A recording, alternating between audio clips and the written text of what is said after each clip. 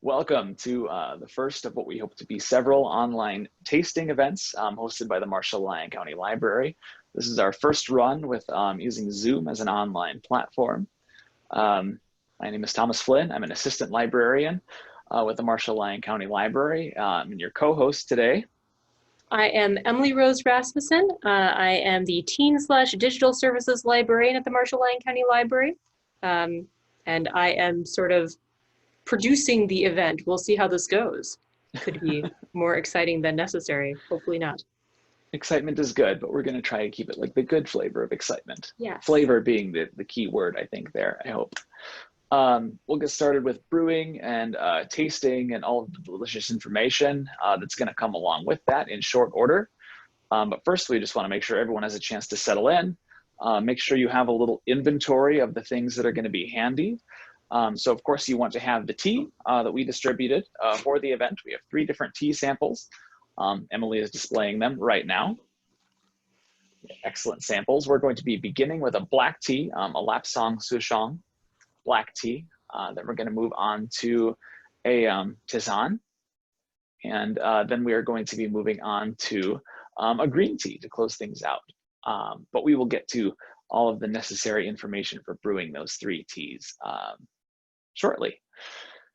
Let me see here.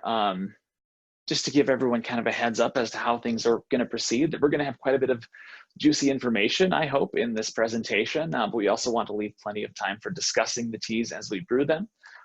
We can talk about all the different criteria associated with those teas and combine sort of some objective analysis of the teas based on where they're from and what is in them and how they were manufactured with some subjective observation, kind of what we find appealing or unappealing, even about the 3 teas that we've selected for today. So we're going to be starting out with some hotter water and then moving on to some less hot water. So, which brings me to the second thing you are going to need, a method to heat some water because we are making tea. So having a kettle will be handy. It could be a tea kettle on the stove. It could be an electric kettle as is displayed there. And as you can see in one of our other windows that I've got set up, if you absolutely have to, you can even use the microwave. Any way that you have handy to heat up some water for tea will work for this event. The more accurate measurement that you can have of the temperature of the water, however, the better, but anything goes. We want this to be very accessible, and we'll talk more about boiling water and the details and the specificity with which we can observe the boiling water a little bit later as we go along. You also want to have a couple of mugs handy. If you only have 1 mug, that's okay. You might just want to rinse it out between each of the teas that we try. I have 3 set up, as you can see in the other window there. 2 of them are clear, so you're going to be seeing the liquor or color of the tea as we brew it, which is kind of fun too. But make sure you have a way to, drink your tea. We'll be brewing tea in the tea bags that we distributed. So if you've already opened your little white bag, you'll see that there are 3 different tea samples in there. But you can also see that I've set up a tea infuser on my window there. And we'll talk a little bit more about the different methods of actually brewing tea as we go along as well. So without further ado, as long as everyone has their necessary accoutrement for the tea, we're going to go ahead and get started. Let's move right along here. So first, before we start brewing our tea, before we start even boiling our water, which we will get to very shortly, I feel it's important to talk a little bit about the tea plant. Because, I mean, tea gets kind of lumped, a lot of things get lumped into that category of tea.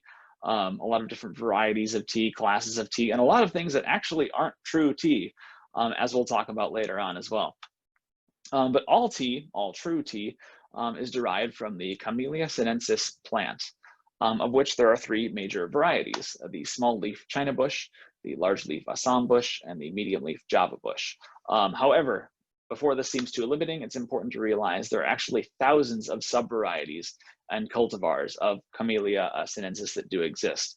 Just to give you an example, and we're going to talk about growing regions just shortly, but let's say someone takes 1 tea plant and transplants that same exact tea plant to a different growing climate in a different region. The tea that is produced from that plant, the leaves and buds that are produced from that plant are going to be different.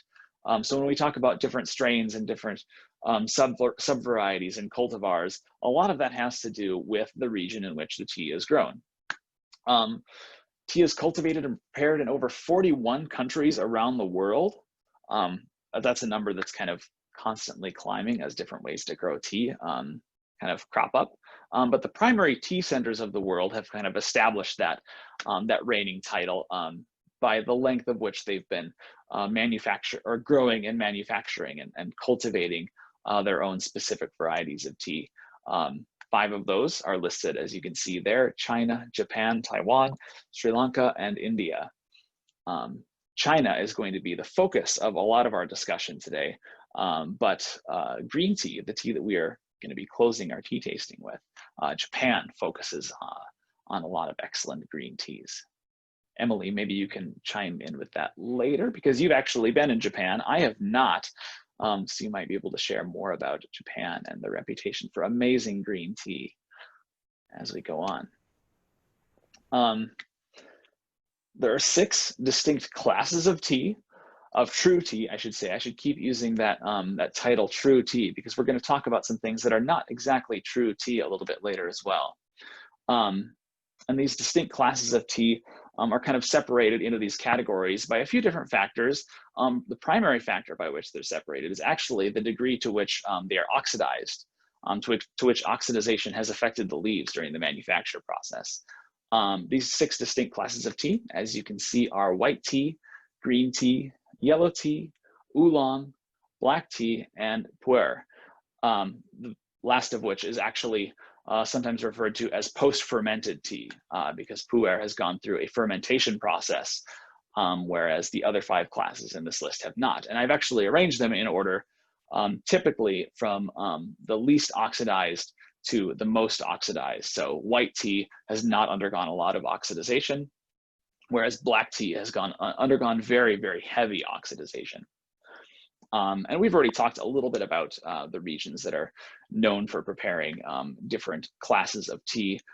China, because of its diaspora of regions and glowing climates, there are many available to it, cultivates all 6 types of tea, whereas Japan and other regions that were mentioned in the previous list tend to focus on 1 or maybe 2 of the classes of tea as their primary manufacturer, although definitely none of them are limited to just 1 or 2. These 6 different classes of tea can be grown all over the world.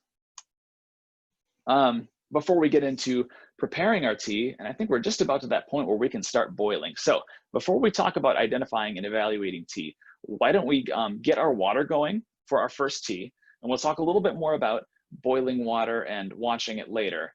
But for our first tea, we've arranged you want to get your water to a rapid boil. So anywhere between 210 to 212 degrees Fahrenheit. So even though some of our later teas might require water that isn't as hot, our first tea is going to require some pretty rapidly boiling water. So I'm going to step away from this frame and step in right over here.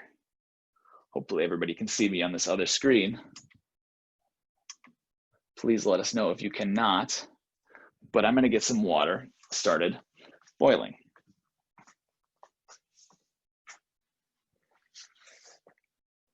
All right, and do feel free to turn up your volume, and you can just listen while you're working on your water. However you are choosing to brew in your own home today, be it stovetop, microwave, kettle, even electric kettle, all of that will work today. But once we get our tea brewed, we're going to kind of move through this, this list of identifying and evaluating factors of tea. I keep a tea journal, a drink journal in general. Sometimes coffee sneaks into there every once in a while. But this list of factors that I'm displaying in the PowerPoint are something that you can use whenever you encounter a new type of tea. And it's what we're going to be using when we drink and sample the tea today. So the first thing you'll want to document probably is the name of the tea. The second would be the class of the tea. That's usually pretty easy to identify, and we're going to show you a little bit more how to do that later. Country of production, whether or not this is going to be available to you is greatly going to be dependent on where you bought your tea. If you are buying very, very high quality tea, it is going to tell you the exact province in China and perhaps even the exact tea garden from which it was cultivated. If you bought your tea at Hy-Vee, you are probably not going to have access to that information, and that is fine. All tea is welcome here today. This is just a list of criteria that, depending on how deep you want to get into your tea knowledge, these are things, questions that you can put to your tea, as it were. You can ask where the tea was purchased. I like to keep track of that, just because I have a few favorite tea providers that I like to order from frequently, but I like to sample tea from all over the place. So if I'm encountering a new type of tea, be it in a tea shop, in a restaurant, something that I purchased in a store, I also like to keep track of where it came from. Also, and this is the subjective part of the analysis that's very much dependent upon your own kind of sensory experience with the tea, you should keep track of what you like or do not like about the tea. And this does not necessarily have to start when you drink the tea. This can start when you first smell the unsteeped leaves, when you first crack open the bag of loose leaf tea or open the box of bagged tea, whatever it may be. You're going to get kind of the sensory experience immediately. And you should keep track of that. And of course, that experience moves on to after you've brewed the tea. If you're brewing loose leaf tea, you can examine the steeped tea leaves. And most importantly, you can drink the tea and document your enjoyment there. All right, let's talk a little bit about boiling water while our water is boiling. And I realize that everybody's going to be kind of working along a little bit of a different timeline. And because we'd like this to be accessible, you can go ahead and follow the instructions that we've included in the bag if your water reaches that boiling point and you would like to prepare your tea. My water's just about there, but my tea kettle is fast like a fox. So it is going to get to that boiling point pretty quickly. But some of you, it may take a little longer. That's totally okay. So do keep in mind on that. Our first tea that we're starting with, the black tea, the Lapsang Souchong, is going to require 8 ounces of water. A lot of tea mugs tend to be between 10 to 12 ounces, so maybe not quite all the way up to the top. And you want to steep that for 3 minutes. You want to have a way to keep track of that, whether you're just looking at the clock or you have a timer on your phone maybe. Either one of those will work. And again, this does not have to be super duper precise right now. It can be as precise as you would like to be. But if you want the absolute best cup of tea from the sample we've provided, about 3 minutes is the ideal steep time. So that said, let's talk about boiling water.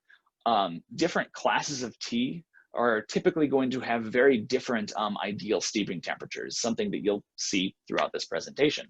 And I've already talked a little bit about the different methods of boiling water. Electric kettles and liquid thermometers are a huge help.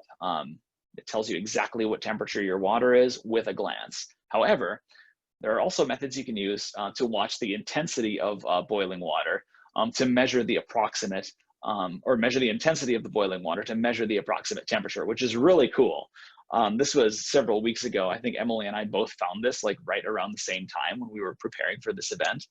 And this is a method that a lot of Chinese tea connoisseurs use to measure the temperature of their water just by watching the water boil. And I've used this a few times. Few times when I was making tea, several times when I'm making oatmeal, which is less like temperature dependent, but it works. And this is technically, I call it the eyes method. That's definitely not what it's known as, but that's what stuck with me when I was encountering this method. So when you're boiling water on the stove, for example, and your water has not yet reached a boil, you can sort of start to see small bubbles begin to form at the bottom of the pan. Yes? According to this method, those tiny, tiny little bubbles that just start to begin or form at the bottom of the pan when you start to boil water are known as shrimp eyes. And if you have shrimp eyes on the bottom of your pan, you can guess that your water is probably approximately about 160 degrees Fahrenheit at that point, give or take a few degrees for margin of error, and also the amount of heat being applied to the water that can change rapidly from there. As those bubbles become slightly larger and steam begins to rise from the surface of the water, then you have crab eyes, which are slightly larger than shrimp eyes. I love this. Sorry if I seem amused. I am. It's wonderful. And that's about 175 degrees Fahrenheit, which is going to be the ideal steeping temperature for our green tea that we do at the end of our tea tasting session today. Fish eyes, slightly larger than crab eyes. You get a lot stronger steam when you have those big wisps and wafts of steam coming off the top of the water. And you have bubbles previously on the bottom of the pan beginning to rise to the surface. That's 180 degrees Fahrenheit. So getting warmer, and I understand there's a very slim margin between crab eyes and fish eyes, 5 degrees Fahrenheit.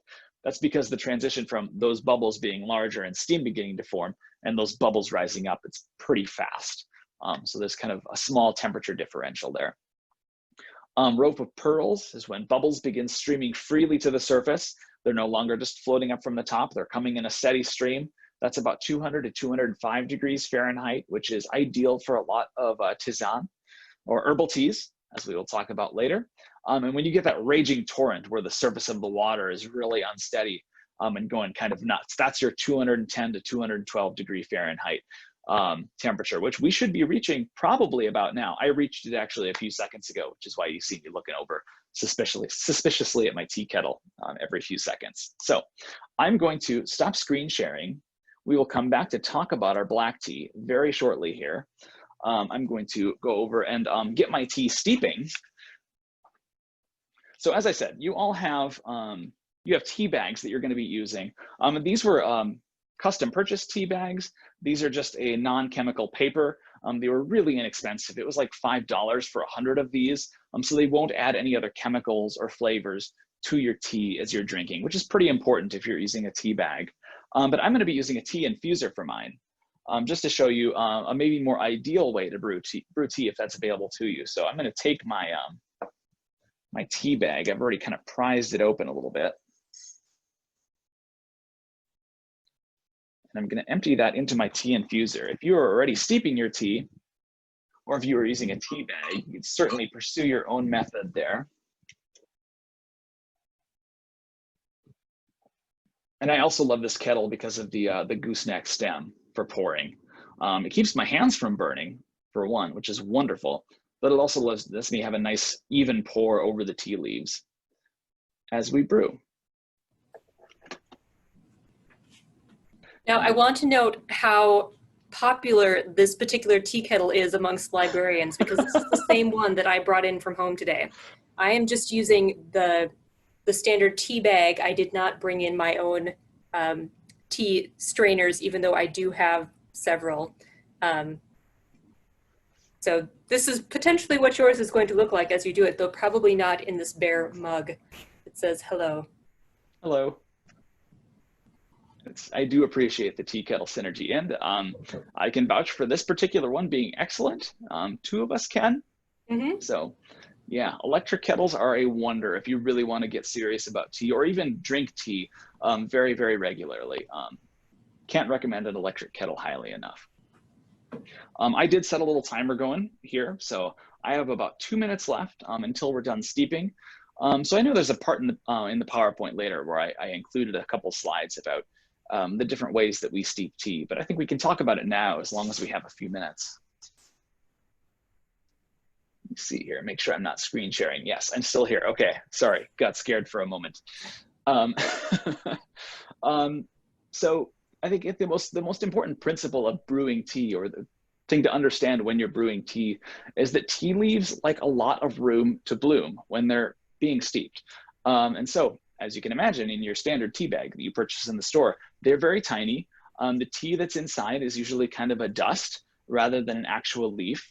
But that aside, there's not very much room in that tiny little tea bag for the tea itself to bloom, to grow, for the tea leaves to unfurl as the hot water sort of interacts from them and causes everything in the tea leaf to be released into the water.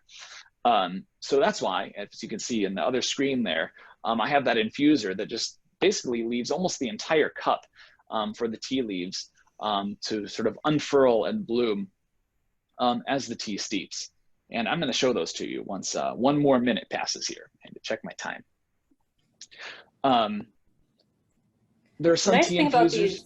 These tea bags that we have, these are a little bit bigger than your average tea bag. So if you do have loose leaf tea and you prefer to use a bag, these are kind of nice. It's giving it a little bit more of that space so that as the water infiltrates it and rejuvenates it, has a little more space to expand. And as I said, these were super accessible. I picked up 100 of them for like $5. They last a while. They're very easy to work with. I'm a big fan. So if you do prefer a tea bag, like Emily said, having your tea just have a little bit more room even in the tea bag will make a difference in your cup. And biodegradable, I'm pretty sure you can put them right in your composter. Yep. It's kind of a commonality that tea and coffee share is once you're done with your tea leaves or your coffee grounds, the garden loves them. So, you know, or your compost pile or wherever they may end up. Very healthy for the soil. All right, my timer is going off. So let's take a look at these tea leaves. And we can also take a look at the liquor of the tea itself.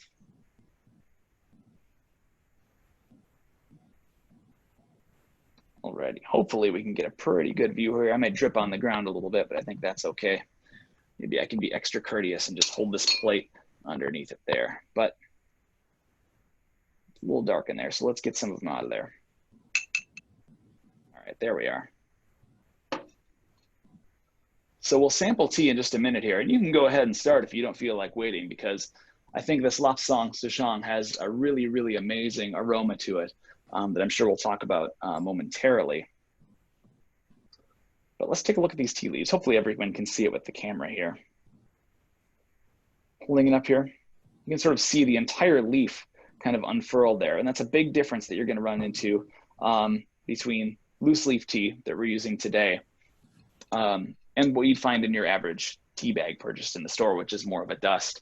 Also, if you are feeling particularly adventurous, before you start tasting your tea, you can actually get a good whiff of the aroma of the tea leaves themselves.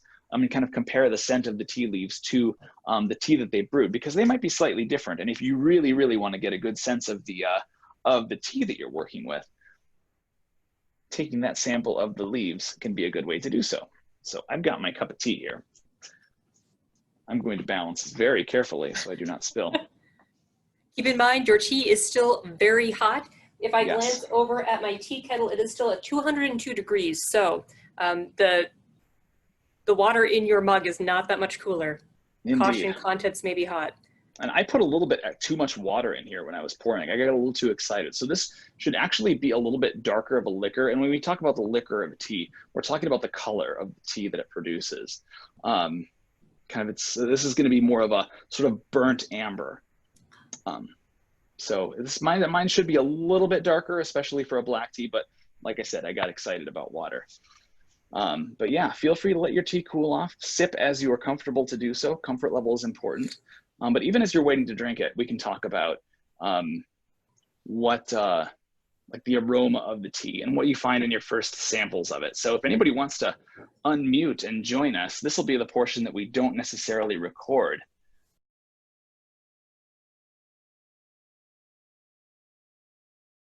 Okay, for editing posterity, we are resuming after our discussion of the Lapsang Souchong.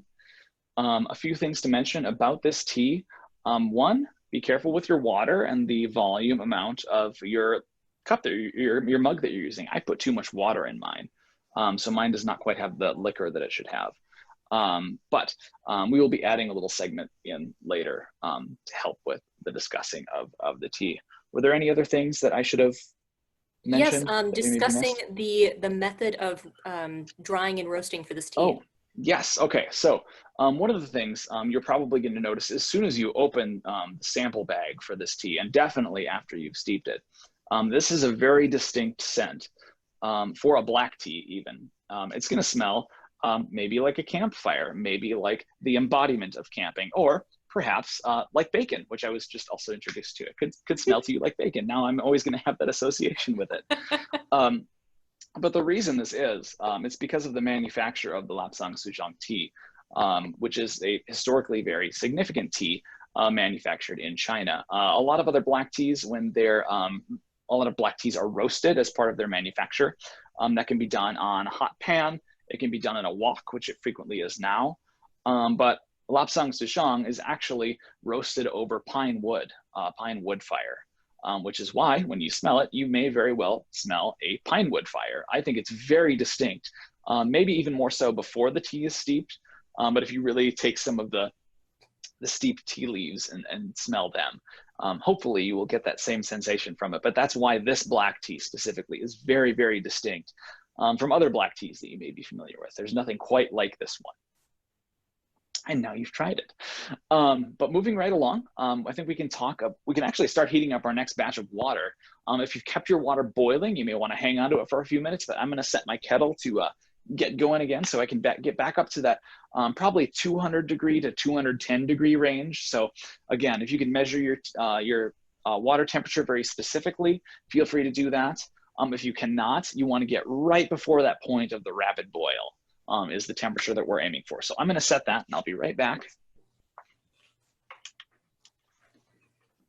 Because the next tea that we're talking about is actually, oh my gosh, I might make some enemies when I say this, but it's not actually tea at all. It is, you can call it tea if you want to. We're not exclusionary here in the least. But it is not a true tea, which is why when we went over the classes of tea earlier, the white tea all the way to the pu'er tea, the post-fermented tea, you did not see anywhere on that list herbal tea. That's because herbal tea, or tisane, is not actually a true tea. It's not from the Camellia sinensis plant. It doesn't use those leaves or those buds typically. It uses a lot of other delicious things, as you're going to see when our water gets up to temperature and we brew our gingerbread orange herbal tea, which I'm sorry is out of season, but still delicious. Also, we had a lot of it. I think you're going to see it's very tasty. If you look on the ingredients list that we included for it, you'll probably be able to smell all of those things, hopefully taste them once we have the tea brewed. And if you were to take open that tea bag and look at the dry herbal tea, the dry tisane, before we steep it, you would probably be able to see all of the things that are in there, which is kind of a unique element to tisane or herbal teas, because they are not from the Camellia sinensis plant. Their foundation is not built on that plant, so it doesn't consist of the familiar shape of leaves that you're used to seeing. It has a lot of interesting things in there. Do we have comments in the chat? Oh, just instructions. Excellent. Yes. Perfect. Thank you. So my water is up to temperature, so I'm going to go and get mine steeping. Alrighty, and I'm going to be using my opaque mug here because we're not working with a true tea for many of the 6 classes of tea. The liquor of this is not going to matter as much. It's not going to be as distinct, but we're still going for like an 8-ounce water measurement. So you can probably see me pouring over here. We're going to have a little bit water than last time, a little bit less water than last time because I'm going to be a little more careful.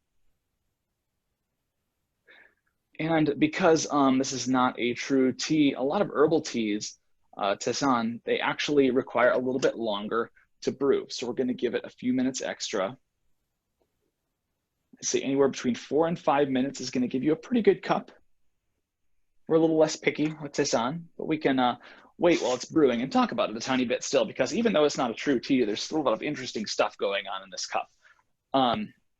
Because just like you know, any tea blend, which we'll also talk about a little bit later, or true tea, herbal teas tend to have a foundation. They tend to have one sort of bottom level structural ingredient that forms the basis of the tea. And this one is rooibos. I hope I'm pronouncing that right. Rooibos. I'm pretty sure I'm pronouncing that right. That's how I've pronounced it my entire life. I think you are. I am not 100% certain. Rooibos for today. I'll double check. But so if you were able to look inside the tea bag before you were steeping, or even if you peek it open afterwards, you're going to see a lot of tiny little red, they look like tiny little red pine needles. They're often called red tea. This is mistaken because actual red tea actually synonymously is just black tea. Certain parts of China still refer to black tea as red tea because the liquor, the color that black tea produces is usually not black unless you really, really, really oversteep it. It's very red, kind of burnt orange. Ooh, we're all guilty of it sometimes. But yeah, rooibos is actually not a tea plant at all. It is a red bush that is native to southern Africa, actually, but it produces a very good flavor. It produces a very good cup of herbal tea. But there are also quite a few other ingredients you probably saw in there too. Pink peppercorns, you can actually see them in the actual tea itself. Let me see what else is on that list here. I didn't have it right in front of me, which is a mistake. Yeah. Almonds, and orange peel. All of which you can see in there. If you actually take a close look at the tisane itself before you steep it, you can see all of those ingredients like plain as day in there.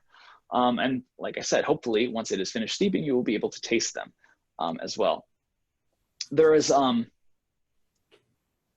quite a lot of quibbling, I think, about the health benefits between like true tea and herbal tea. But the actual fact is a lot of them have their own respective health benefits. And the health benefits of every cup of tea is gonna really be determined by its manufacturer and the class of tea it belongs to as well. Same goes for herbal tea. The health benefits of herbal tea, their caffeine content is all gonna be dependent on what is in the cup when it's steeping, of which I have 2 minutes left and then it will be ready. But yeah, I think I'll herbal take tea. time and show off the different sizes of mugs that I've got here. So the mugs that I'm using today are ones that I actually bought in a dollar store in Japan. It's a hyakuen, so a 100 yen store where you buy things that are worth approximately $1. It's kind of like Dollar Tree here. But you'll see this mug is actually considerably smaller than even the one that I have from Tea Source. It holds less volume. This is much smaller than most of the mugs that I have at home that I bought like at Walmart or that sort of place. This holds almost exactly 8 ounces when you fill it right below the brim. So it just barely holds that 8 ounces and that 1 teaspoon of tea. So be aware when you are steeping your tea that 1 teaspoon guideline is not necessarily going to be enough tea to give the full infusion effect for your US size mug, which is usually around 12 ounces. A lot of the ones that I have are 16 or 20 because I just want a lot of tea in the morning. But things to keep in mind. Oh, sorry, I'm just nodding profusely to a lot of tea in the morning. Yes, Yeah. yes, 2 cups at least. 2 cups and a nice 2 hours to drink them, although I don't always get that privilege in the mornings. Alrighty, I am going to grab my herbal tea. Whatever stage of the preparation you are on, feel free to join in, or if it takes you a little longer to get yours ready, that is totally okay. It's all going to depend on the method you're using to prepare your water. But as before, I'm just going to lift this out of here kind of gently. I'm going to be courteous and not drip it everywhere. But as before, I'm going to kind of knock some of this out so we can look at the remaining tea ingredients. Maybe. Maybe I'm just going to start a new percussion group here. That's okay too.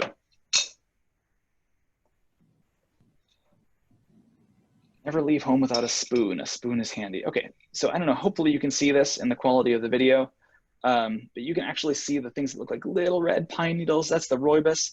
You can see the slivers of almond. I didn't quite get any here, but I know there's some pink peppercorn in there. But yeah, all the ingredients that are listed there, they're always, in a good herbal tea, are gonna present exactly, both before and after it's steeped. You'll be able to pick them out, no problem at all.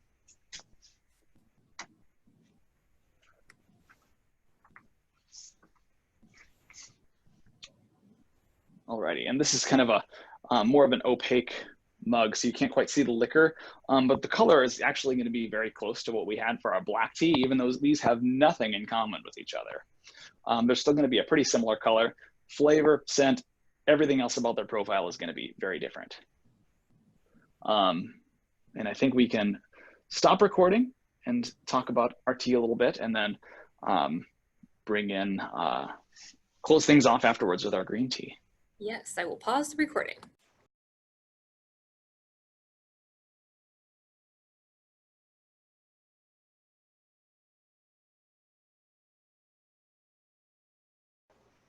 Okay, and for posterity of editing's sake, we have just finished with the gingerbread orange tisane.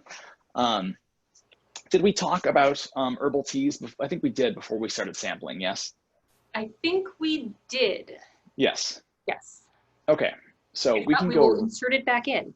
Yes, we will make it work. Okay, so we're moving into the last leg of our tea tasting, which means we're going to go with the tea that requires the lowest temperature of water, still very hot water, but lower temperature. So previously we were going above 200 degrees. The black tea required a rapid boil. The tisane required almost a rapid boil. The green tea, the jasmine green tea that we're going to be brewing next, actually prefers about that 175 degree range, which, if you remember, are our method of watching water boil that we talked about earlier, that is the crab eyes measurement. So if you can get the little bubbles at the bottom of your pan or your kettle that you're using to boil water about the size of crab eyes, or if they get a little bit bigger and they're fish eyes, that 180-degree range, it's probably also okay. But that's what we're going for. We don't need a rapid boil necessarily for this tea. So let's go ahead and get that started now if you have to. My water is almost to temperature already, as you can see from the other window here. So I'm just going to set it to hold at that temperature while we talk.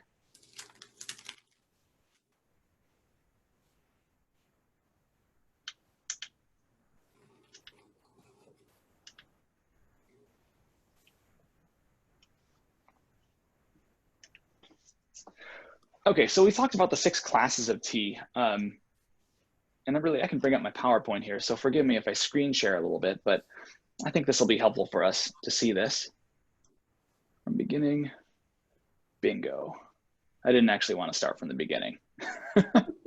Fast forward. Okay, Jasmine tea, that's where I wanted to land. Okay, so previously we were talking about the 6 different classes of tea.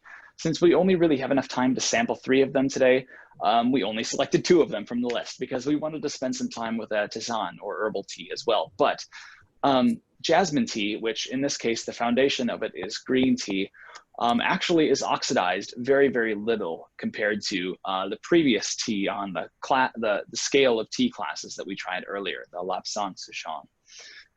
So the black tea that we tried earlier is heavily oxidized, probably 90 to 95% oxidized. This is much, much less. I think this is somewhere probably around the 20% oxidization on average for green tea. So that means that the oxidization process, which I don't know if I clarified this earlier, maybe I should.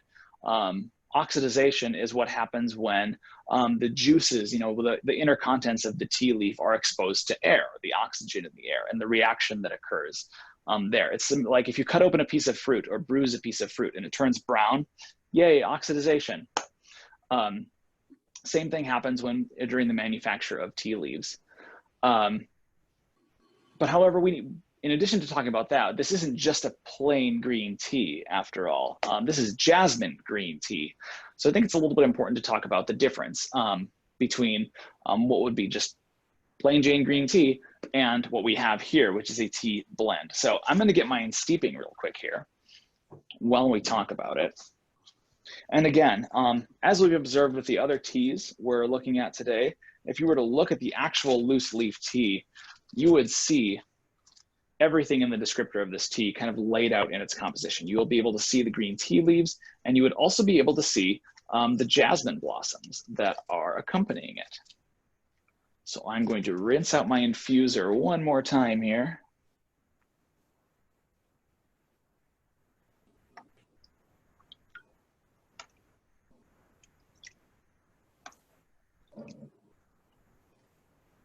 There we are.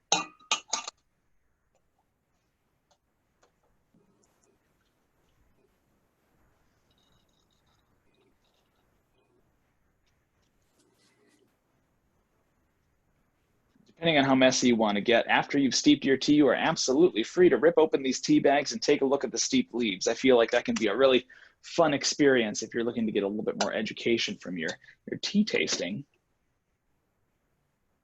And you may have noticed with this one, this tea was purchased at Hy-Vee. I believe they still stock it. It came in a tin, so you don't have to look too far if you want to find loose leaf tea. But also, bagged tea is also fine. It's just a slightly different experience. Indeed, all tea is perfectly valid. Whatever is within your means or your interest or where those intersect, go for that tea. Because at the end of the day, it's still tea. And the fact that you are having what you enjoy matters more than the particulars of where it was sourced or whether you can say what province it came from, where it was grown in China. But yes, I mean, this is a really good example of an accessible tea. You don't need to order something from a specialty provider.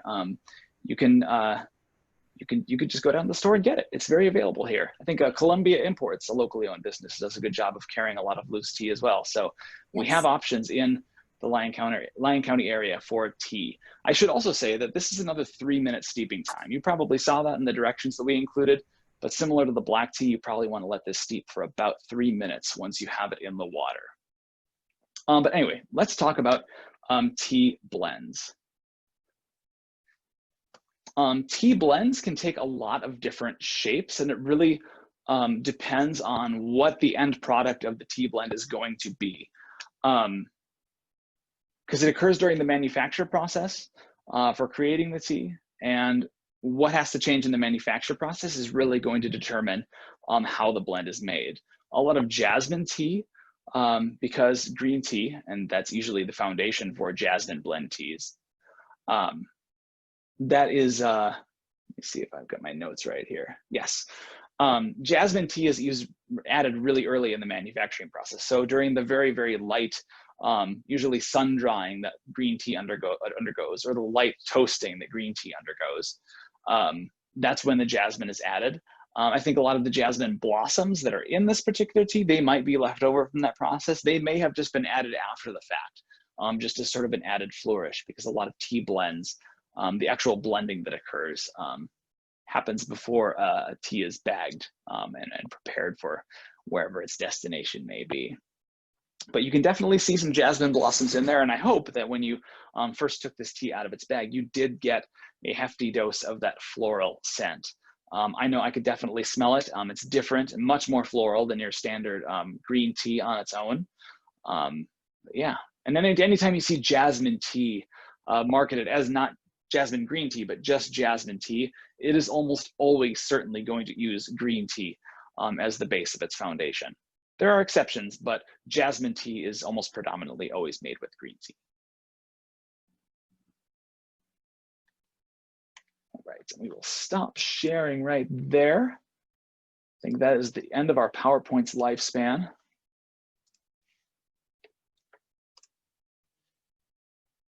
Which means I am back. And my timer just went off. So I'm going to fetch my tea.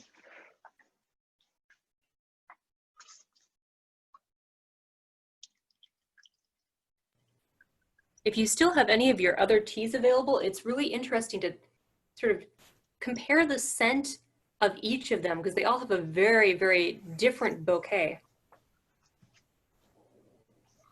Oh yeah, that's the stuff. That's really good. As much as I love black teas for kind of my morning ritual, different varieties of green tea and green tea blends are something that I can drink all day long. And I know during one of our previous tastings that might not have made it into the recording, we talked a little bit about caffeine content. We didn't catch that in the recording earlier, did we? I don't believe we did. Not, no. Let's talk about caffeine a little bit. Discuss that at a later date. Yeah, let's talk about caffeine next time.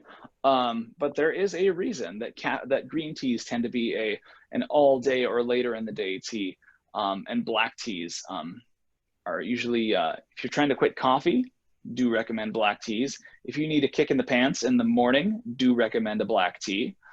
Yeah, but we'll talk more about caffeine later. For now, let's talk a little bit about this particular tea, so we can pause the recording again.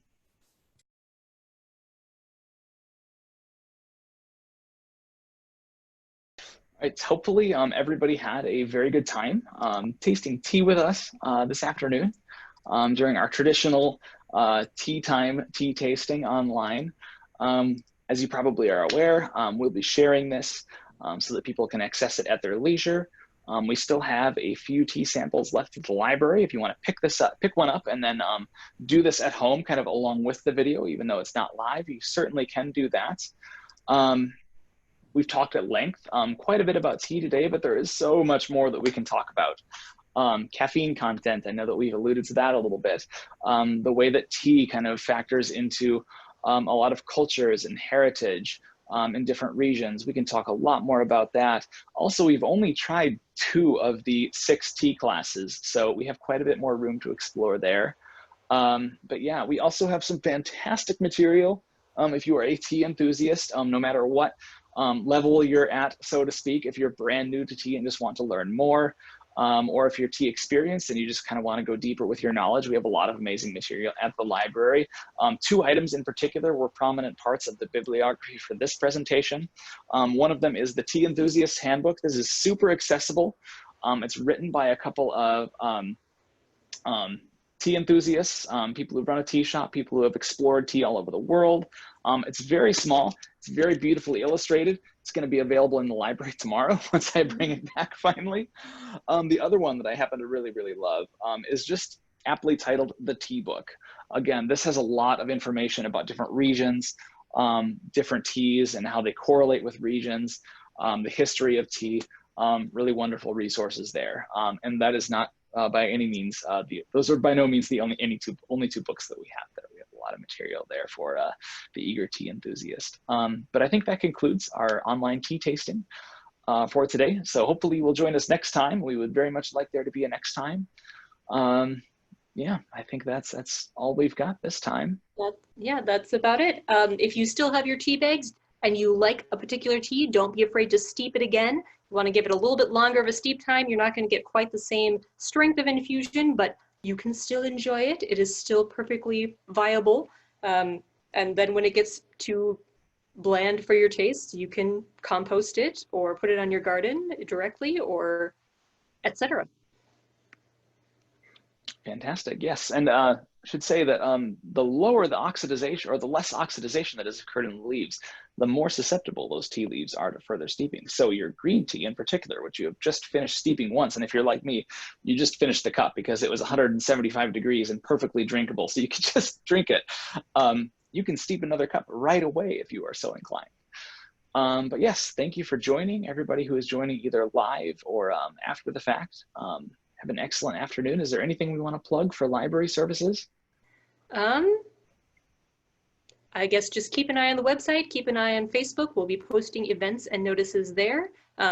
You might not always see the events right on the front page of the website. Go ahead and click on the events on the events tab up near the top menu. And then you will see a calendar view of everything that is coming up at the library, whether it be at the library, like a drive-in movie, or virtually, such as this presentation is.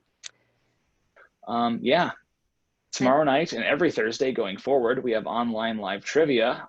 If you have been there before, you recognize my face, almost assuredly. That is from 6 to 6:30 p.m. every Thursday. I think that's about it. I think that's about it. Okay. Have an excellent afternoon. Thank you for joining us, and we will see you soon at the Marshall Library. Thank you.